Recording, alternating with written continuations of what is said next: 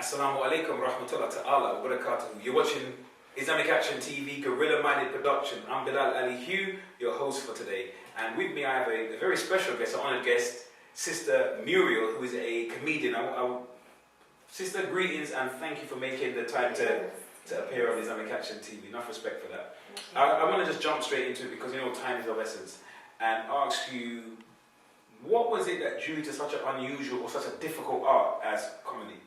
I started doing comedy because I used to do performing arts when I was younger, and now I've grown up a bit. I thought I'd go back to the original thing that I had a passion for.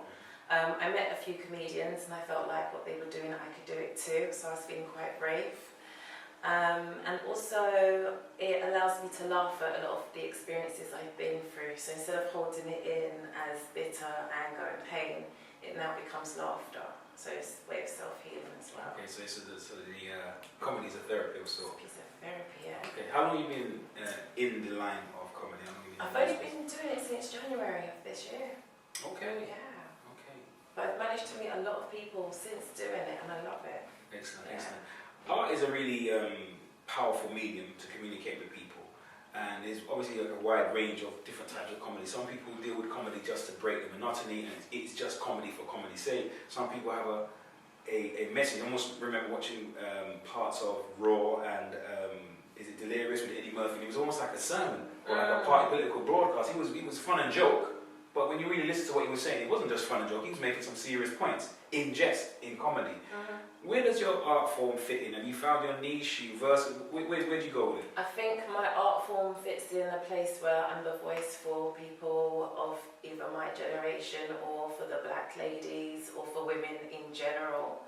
And the kind of things that I like to do comedy about is usually relationships and situations that I've been in and my own experiences as well. So you said relationships, self-identity. Relationships, sorry to cut you, but I just want to jump in there. When you said relationships, that was like that got my attention. When you say relationships, you mean family relationships or you mean romantic relationships? Both and all, and even people I just encounter and things that I just happen to go through, from friendships to sibling relationships, family and actual sexual relationships and stuff like that, yeah. And where do you get the inspiration to sit down and actually write and construct a joke, or a set? Is it a set? How do you define it? I'd call it a set. I get the inspiration, like I said, from my life. And sometimes, obviously, I'll study and read and look at what's current and what's relevant at the present moment. So a bit of commentary. Like social commentary, right? Social commentary. Okay. And also, everybody does have a message. Everybody does have something that they really want to say. But it's more about finding the most cleverest and funniest way to portray it so that it's got an impact and so it's powerful and funny. And what's you speak about different subjects, but what would you say your overarching messages? My overarching message, I think it's about identity at the moment, because I've only just started. So you can only really talk about stuff that you really know or that you are most comfortable with. And first, I think one has to be comfortable with self. And when you're comfortable with yourself, you're not so much begging for the audience to accept you because you've accepted yourself. So you come across a bit more... Yeah, you come across a bit more comfortable, then they can be comfortable with you. If you're doing it, you haven't accepted yourself, make the audience feel uncomfortable because you want them to accept you and they can feel that you're not comfortable with yourself as well.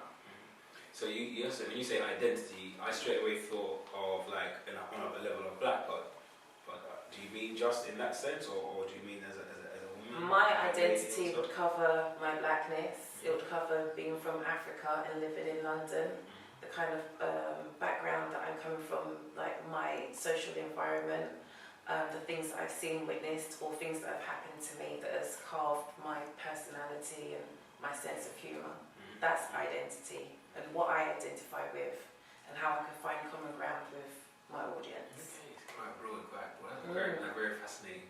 But you know what I'm more intrigued to find out about is you as a woman, because again, as I said, art is a very popular medium. It's a very popular way of, people touching other people's lives. Politicians talk, preachers talk, educators talk, but the artists, they get people's undivided attention. Essentially. And I'm interested in finding out about you as a black woman. How do you think black women are represented as well as how they represent themselves in popular culture. So that's film, music, hip hop, everything. That's broad. I'll start with hip hop because you were recently talking about Straight Out of Compton. So I'll start with hip hop. Hey. And I feel like I'm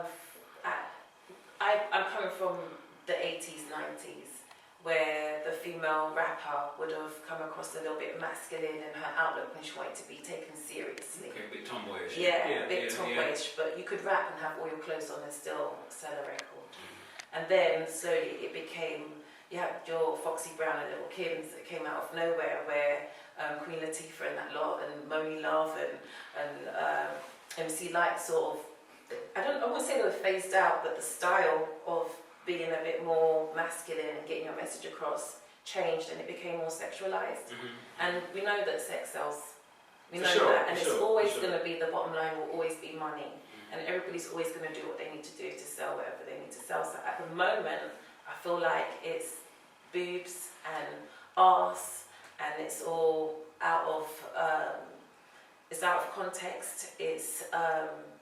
It's bigger than what it really needs to be. It takes the focus off the message. Well, there really isn't a message anymore. But that is the message, what, like, the message just a is sexual sex. objectification of women? The message is just sex, and that's the end of it. But I feel like there was a time where there was an actual message. Something deeper than I that. remember Queen Latifah's UNITY.